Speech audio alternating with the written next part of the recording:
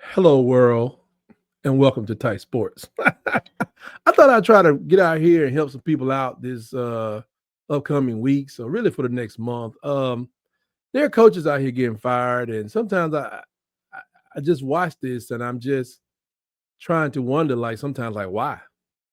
Why are you firing a coach? Who do you think you are? Who do you think is going to follow that bozo you just let go of? This is you that just fired him. So why? So I want to look at some teams and it's like, give my thoughts on it. And everybody else putting their top thoughts out there. I put my thoughts on it. Justin Wilcox, front and center, sir. The coach of the California Golden Bears. Um, this is his best start ever, but this man is 47 and 52. Now, who's why should you probably keep this guy? You know, well, he has best. He got one more win to get in the bowl eligibility for the first time in 2009. Everybody, I'm just saying the people out there talking about firing. I really don't care because I got my coach. I got my coach. I'm trying to help folks out. You got my coach. That's a tangible on-field result for him. It's his best start of his career. Maybe he's figured it out. It's been a long time. I think he's been out there since 2017. And they've produced a lot of good players for the NFL during that time. And this guy he's demonstrated that the late stage turnaround, maybe he just crossed 50 with Dabo and Urban and Saban talked about when you cross over 50, so things just change for you. I can say that because I did too. His contract, it runs through 2027. I mean, you gave him all this time. Why would you cut him loose now for just being mediocre? Because he is. He's definitely mediocre. But overall, when you think college football and winning football, do you think of California? I do not. So he's currently winning. There are actually videos out there that think that California football is dead. So it ain't just him. This guy, Lincoln Riley, probably got the only doggone winning schedules in the state. I'm not talking about D2 people. I'm not talking about your FCS level folks. I'm just saying D1, it's horrible out there. So now you could fire him. It's been 8 seasons.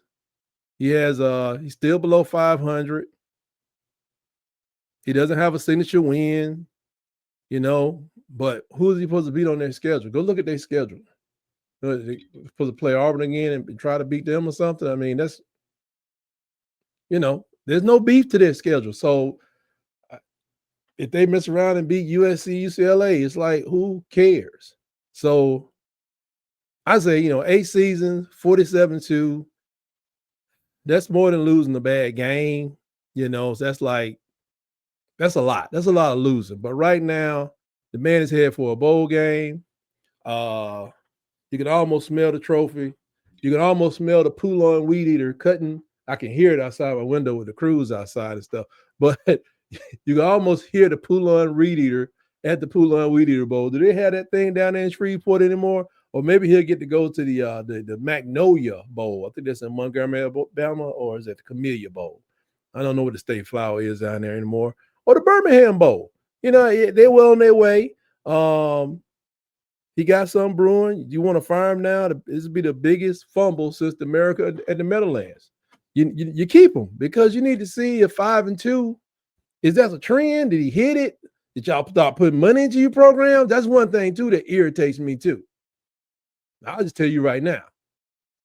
I know Penn State put more money into their program.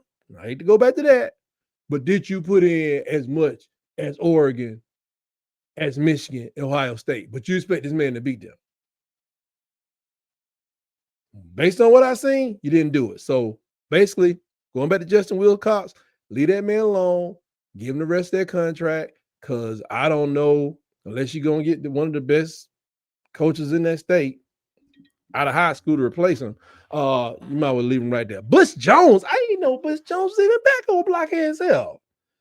Arizona State, Red Wolves. Ooh. Anyway, 3-4.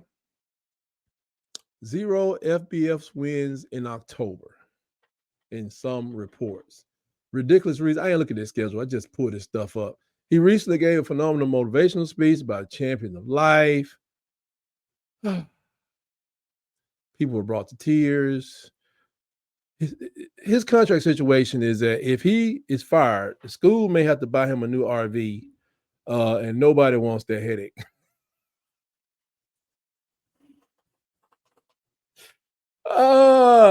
Saving the RV would be saving the program. Hey, man, the team won a close game against South Alabama last week, 15 to 14. You know, that's a win. It's like positive motivation. They go in the right direction. And isn't Arkansas State one of those like those feeder schools where we see if he can coach? But you know, if he coach really well, he's gonna get pulled out of there. And you may get somebody to pay his buyout. So, you know, but there are reasons to fire this man. You know, after a small bright spot in the season, the program has regressed. Like I said, you know, no FBS wins as of early October. That's nothing. That's just a program just floating around, just selling popcorn and T-shirts. Small time buyout for a G5. That means the financial hurdle is low. So I just say you wait it out. Just wait. Just why? If you are hurting for money, you don't have money to be given to people who ain't working. So you're a small time program. I'm talking to all y'all. They're really talking to UAB. You got to either have shorter contracts, or if you just let them run out. Like 5 years is enough. I think 6, but just let them run out. Do not be giving out money, man. Butch Jones is back in the hot seat, which is about as surprising as the sun rising. When has he not been in the hot seat since he's been a head coach? His tenure in Arkansas is like a master class, you know, in stagnation. The fact that the reason to keep him is involve his motivational speaking. They ought to put him on get us like this spring, line him up everywhere he going to recruit a player, get him a town hall so he can go and motivate that town to greatness. Some people got a gift, and he has one in being a motivational speaker. He was hired to be a champion of winning. This isn't a long-term rebuild. It's like a slow motion demolition. I mean, but Arkansas State does have pride. They pull off some big wins over the time. But like I said, every time the coach gets good, they're going. But his window is closing. The money is available. There are no good results right now. So maybe, I don't know, maybe you just fire him before before your AD agrees to give him an RV and a timeshare. You know what I'm saying? Then you got to pay those fees every year. So maybe just tell Bush to move on. He ought to save up enough money by now. He going to go out with something enough so he can have some peanut money. Another coach nobody really cares about, and I think is a good coach, Luke Fickell. Keep hearing Luke Fickell's name on the hot. Luke Fickell, who took Cincinnati to the playoffs once or twice, at least once. They got smoked by Alabama, but who didn't? In a lot of times in the playoffs. He's been there for like this is his third season. I don't know why he's 13-13. He tried the offense. He don't want to run the offense. He's switching to another offense, and he's still trying to get his players in there. Still got to get people to believe in Wisconsin. You got to keep him because he was brought in to overall the program's offensive identity, and he's still doing it. He started with this spread stuff. He's going back to them cow tossing offensive linemen and building a strong run game. So that's where the country part of Wisconsin meets the inner city, and they come together and give you a great run game. That's why they always had one. Let's stop playing. It's just the truth. So it's a multi-year project. Any team in a Power 4 to me is a 6-year bill. It's a 6-year bill because it costs too much to fire coaches in a year and a half and 3 years. Not just the buyout, people. You got to, man, you start firing people. Now, if they lose, a couple players are going, I should have been playing. I'm out of here. But when you fire, you are asking everybody you paid money to say, just release them to the atmosphere. They can move and nobody will even be crazy. When players used to change schools, they put you through all that rigmarole, and it'd be amazing that people would still pop up like Alvin Kamara. Like, yeah, he was at Alabama. Then you look at who he was behind in Alabama. Yeah, Nick Saban's like, yeah, You probably need to go somewhere else and play. He went to Tennessee, played, and look at him now. You have an outstanding career. But now you fired a coach and that player leaves. Nobody looking at him like, ooh, thank God we got you. Now, this buyout buzz. They say he is owed a lot of money. So that's another reason you got to hold on to him, because you don't want to lose players money and have to pay another coach who ain't working for you. The cost to get rid of him is just higher than the expected dividend. You got to let this thing play out, hopefully on a 6-year plan. Cincinnati blueprint. He's led the Bearcats, the Bearcats to the playoffs, like I said. So it's a wait and see. I'm not even sure the people at Cincinnati knew they was going to the playoffs when they hired him. They thought maybe they could win the conference, but I don't know. The powers that be saw fit for them to, move on. Now, Wisconsin football is usually synonymous with consistency. He has not been consistent, but it's only been 3 years. Like I said, I because Alabama has played them twice, I know what he's trying to get you, know what he's trying to do. And they're trending toward one of their worst records over a time period for a while. But I just don't think firing this man right now at the end of his third season, even as horrible as it looks, I don't think it's time. The offensive identity is in a crisis. This air raid didn't work. So the new pro style offense hasn't worked right now. They got to get some players in there. They struggle to be. Oh gosh, they've struggled to consistently move the ball and score. But just because you change your coach does not mean you're going to be beating USC, Oregon, Penn State, Michigan, Ohio State. That's 5 levels that you have to, first of all, to get through 3 of those teams to be something else. And I don't know if you just automatically do that just because you've been there for 3 years. So the numbers tell the story right now. The Wisconsin story looks like a little bit of a tragedy of errors, but I think Luke Fickell is still the guy who can turn this thing around. He arrived on the scene. He was heralded as some kind of an architect of offensive revolution. Instead, we have not seen it. We've seen a little bit of regression and a little bit of indecision. So I think he probably saw that his offense wasn't going to work because the defenses that he's playing against now, as opposed to when he was at Cincinnati.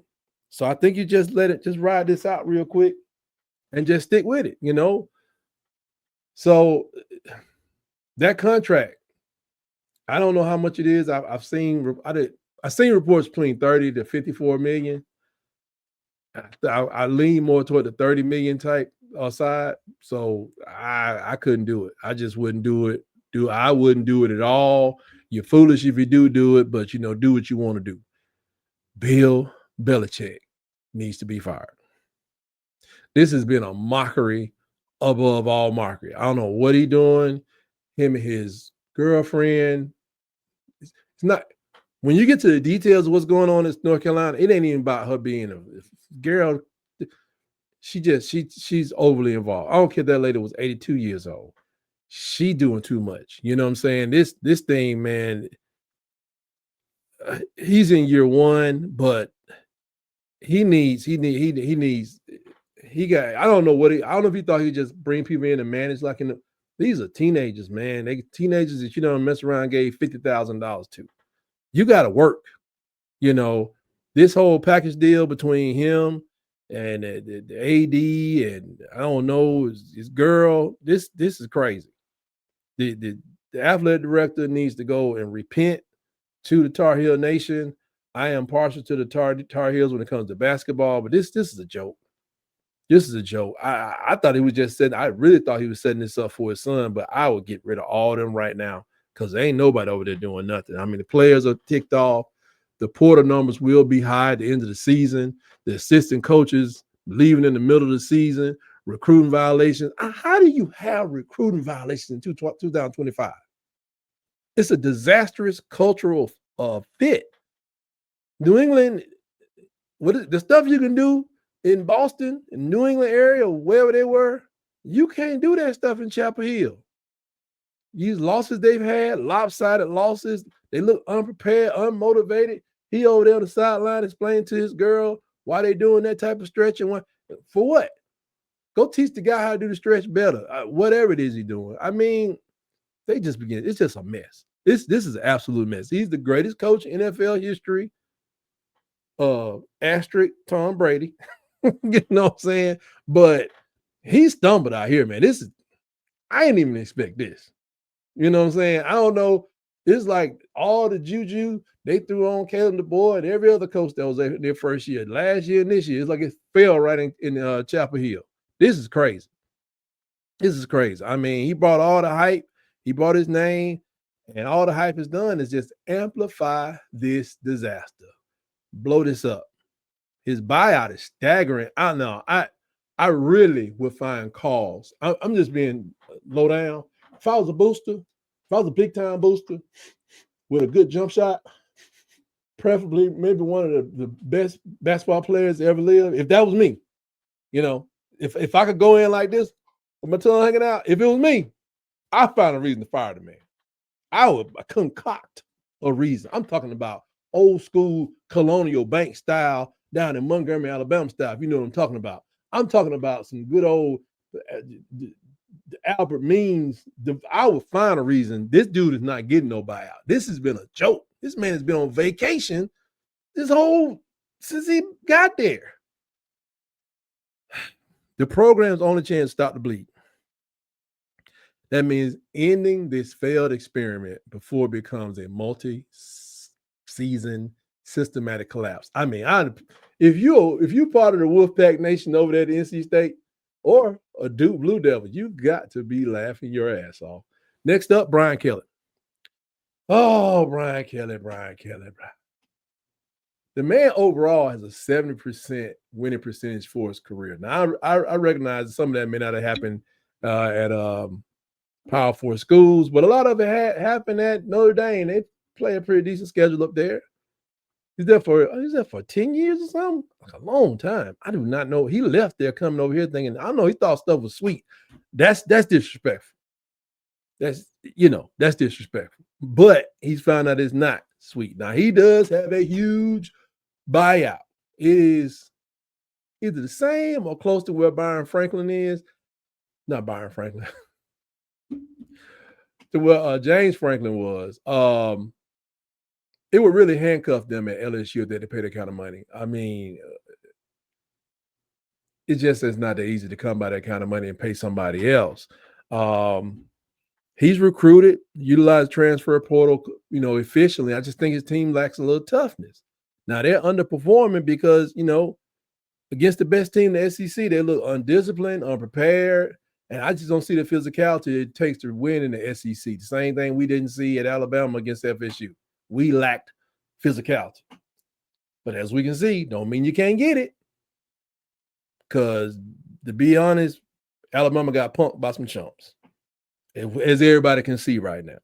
Now, critics have argued that he has wasted a playoff level roster, and not just capitalizing on the Louisiana talent that's down there. I mean, you can only sign so many people, but I'm telling you, on TV, it's hard to look at him berate players. And like I said, you have to build a connection with these players before you can get on them. It's the NIL era. It ain't too many people on that field for LSU that are playing for under, let's say, $50,000 a year. And the people in the limelight, the people that get yelled at the most, they probably playing for 100 or more. The quarterback, the running backs, the receivers, maybe the tight end. Well, last year, definitely their tight end. But, they're the ones to be taking them tongue lashings. I said the NIL era, there's two things you cannot do. Not what I haven't had developed a special relationship with your players. That is, lie to them and cuss them out. You do those two things, you're going to lose them. And I think every week we kind of see a team that, I don't know if they're galvanizing or falling apart. In the case of Alabama fan, I hope they are falling apart. But Brian Kelly, He's 34-13 down there. I don't know what people are talking about. How many championships does LSU deserve, or in the new era? You had Saban, you had the Mad Hatter, you had the next coach. Who was that? No, you had the Mad Hatter and Coach O. I mean, 3 in what, 20 years? So what is this guy supposed to come in to do? But I tell you what, give him $50-something million to walk out the door with a 7% winning percentage, which does put him in the top 100 of college coaches all time. You selected him. I didn't. I'm just telling you, I'm trying to save you some money. Who you going to get to replace him? If you bring somebody into that place, they better be legit, 100% legit. So, he'll keep your stadium full. He'll keep the T-shirts sold. He keep the popcorn and the Coca-Cola flowing. So in the SEC, you got to pay for winners, and he does deliver some wins, just not the title. Just like, don't get into this thing with Penn State's in, because they're in a real precarious spot. They have no proof that the next person is going to come there and be better than this one. So unless you get a better name and you willing to give that 53, 52, whatever it is, $1 million, it's like national debt. That's like the state debt. I wonder how close it is to the state debt of the state of Louisiana. The only issue is that Alabama level dominance hadn't been there. They're good, but they're not great when it matters, whether it's us or some other team, Georgia. But for that kind of cash, you got to let him ride, man. You got to let him let him ride that contract out, man. Just ride it out. Maybe you can take a coach and put a coach in waiting who ain't even coaching. Just bring him, put him on the staff, or put him in the athletic department, let him go coach softball somewhere for $15 million a year. And then like with this, then if you got a coach that's that good, go ahead and pay the $53 million. But I don't see it. I mean, Urban Meyer's even old at this point. Nick Saban to try. I think his wife would let him come down for the right amount of money, but you gotta, I think you gotta keep that dude, because I said so. You gotta keep him. You gotta take this beating again from Alabama. You're gonna lose to Georgia. You still could pull some other games together and go 10-2. Still may go 10-2 this year, but people, they just not satisfied down in Louisiana. I don't know. I don't even know what makes them that thirsty, other than the fact they want to be Alabama. So anyway, roll tide to you. It ain't gonna happen. Mike Norvell, step to the middle of the floor. Man, Mike Norvell, man, this dude, he needs some help. This man was 19-game win streak, which means he was winning with somebody else's players. Then as soon as his players get there, they can't win. That's a talent that, that's a talent assessment problem to me. Now you could get rid of this guy, or you can keep him, as all of them. AD gave him a public vote of confidence, and he keeps on losing to inferior programs. Man, but he's, his end of the season review suggested they're not going to make a rash decision because of what the dude did coming in. I mean, he secured a highly ranked recruiting class, particularly in the 2006 class. Some people are starting to peel off of that class, though. But this systematic collapse to 5-19 over the last 19 games is not a slump.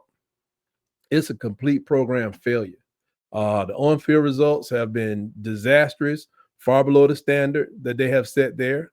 They haven't responded to adversity at all. They folded under pressure. They kicked Alabama's whole entire butt, meaning that they can piece something together. But since then, it's been nothing. It's one of those cases where Saban's like, you can only get people up for 2 games, maybe 3 games a year. Deboer doesn't necessarily preach that philosophy. Seems like Coach Norvell has been, and it's a bad idea, because it's like he went to the next game saying, "Hey, you beat Alabama, nobody can touch you." Well, they've been touched up a couple of times recently. So the Mike Norvell story is a tale of 2 coaches, one with a 19-game win streak, and the other one that's 5-14. over the last 19, and the current situation is an unmitigated strategy. I feel bad for my man Huggy Beard, aka Rooster Mac, because he is a Auburn fan and an FSU fan. Mm, two teams are just bad. I kind of cheer for Georgia Tech every once in a while. They're real important around here. But both my teams winning. But my primary team, this one right here. But I like looking at Tech and being like, yeah, because I want Georgia Tech to come into the SEC and this I-85 corridor that Auburn has paved all the way to Atlanta. Oh, yeah. I want to shut that down. Shut it down. Choke it out. I don't want them recruiting up in Atlanta. So, or North Georgia. So the AD says they'll wait for the end of season assessment. That's like trying to say they're just looking to see how much money they're gonna have at the end of the season. If it ain't looking right, they're gonna get rid of them. I just think they ought to take the team concept. Obviously, he has a talent evaluation problem. He don't have the eye, or whoever got using the eye, they need to stop. They need to be fired. His X's and O's are not matching up with his Jimmys and his Joes. The people who he had there at first, who they brought in, whether they were transfers or not, like that guy Verse that's in the NFL right now, played that 1 year and he's starting the NFL on fire. They need to go back and find out who brought these players in, or find the best people at that job and hire them, because this is not working. But they got to keep them. They got to keep them. They got to ride this thing out. One thing they can't do right now is lose talent going into the next season. Just imagine this horrible team losing 40% of their talent through graduation and transfer portal, and then hiring a coach. Like, who wants the job? And I'll be honest, the only way I would fire this coach is if Primetime is going to be walking through that door. Oh, is this the last coach? Yep. Last coach. You know I couldn't leave him out. Hugh Freeze. This won't take long. Hugh Freeze, according to my friends, he's been a disaster. They have a lot of belief in Hugh Freeze. I didn't, because I always say, like, Hugh Freeze be the kind of coach that if Auburn was winning 8 or 9 games, he probably would beat Alabama or something like that. This is the best case scenario. He would beat Alabama. We still go to the playoffs, like every time they beat Alabama, and then go to the playoffs the times that they don't beat Alabama. It just wouldn't even matter. I just never saw Hugh Freeze going over 9 games. I don't know why they did. He has a nice little buyout, 15.4, but you just gotta let him ride. It's one more season, I think. Just ride this out. Don't even. I think you just ride this out. The recruiting class looks good because that man can recruit. They are going to lose some people. They're going to, Deuce Knight, just in case anybody looking for a quarterback, Deuce Knight has deleted all his posts from his Twitter account. He's a third-string quarterback, but he's probably the most highly touted quarterback on that team. Everybody's waiting on Deuce Knight to hit the field. Don't seem like he'll be doing it this year. Could be wrong. I think some other people are going to get out of there. I think Cam Copeland's going to get out of there. At least I hope he does, but I hope he comes right to the other side of the state where he should have won in the first place and be the great receiver that he was meant to be. They got to let it play out to get to the Iron Bowl, because one thing this year, I don't know. Let's say Alabama goes to the Iron Bowl and they are 10-1. And then they lose the Iron Bowl. Alabama loses the Iron Bowl, going to the playoffs. Auburn will mess around and get that man a playoff contract extension, which would make me a little happy, to be honest. But, they got to give this man a chance to win the Iron Bowl, see how that works out. But if you hadn't found a good reason to let him go, man, his offense is terrible, because he was there. He was a guru. He said he needed 3 years. They can't get more than 20 points a summer game. It looks bad. I mean, the coaching things, the refs even did. Refs have been very disrespectful to Auburn. I don't even know how to even explain what's going on with that. They just constantly losing these one-score games. I don't want to be on the other side of it. Defenses, they play lights out for the most part, and they just give out a gas. It's on the field too long, doing too much. They go over and above.